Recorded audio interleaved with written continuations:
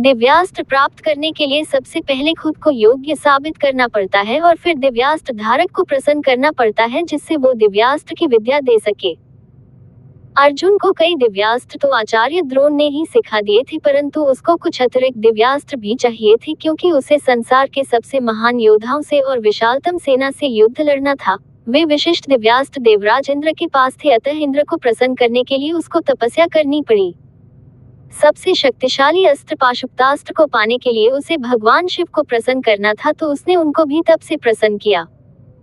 अब रही बात श्री राम और लक्ष्मण की, तो उनको कई दिव्यास्त्र तो उनके गुरु वशिष्ठ ने ही सिखा दिए थे और कुछ विशिष्ट दिव्यास्त्र उन्हें विश्वामित्र ने उनकी सेवा से प्रसन्न होकर उन्हें प्रदान किए थे।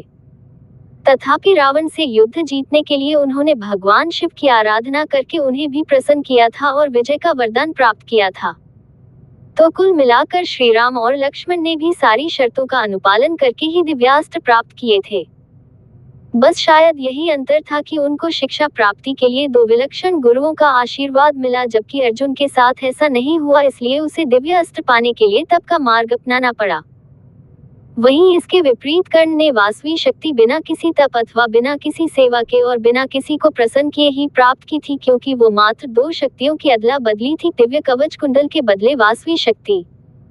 इसी वजह से वह शक्ति कर्ण को मात्र एक बार ही प्रयोग करने की शर्त के साथ मिली थी और साथ ही यह शर्त भी थी कि यह शक्ति केवल एक योद्धा पर ही प्रयोग की जा सकेगी, वरना इंद्र उस शक्ति का प्रयोग असुरों की पूरी सेना पर करते थे और अनगिनत बार कर सकते थे। ऐसा इसलिए हुआ था क्योंकि कर्ण ने दिव्यास्त्र प्राप्ति के आधारभूत नियमों का पालन नहीं किया था, बल्कि एक व्यापार किया था, जबकि राम लक्ष्मण और अर्जुन के साथ ऐसा नहीं था।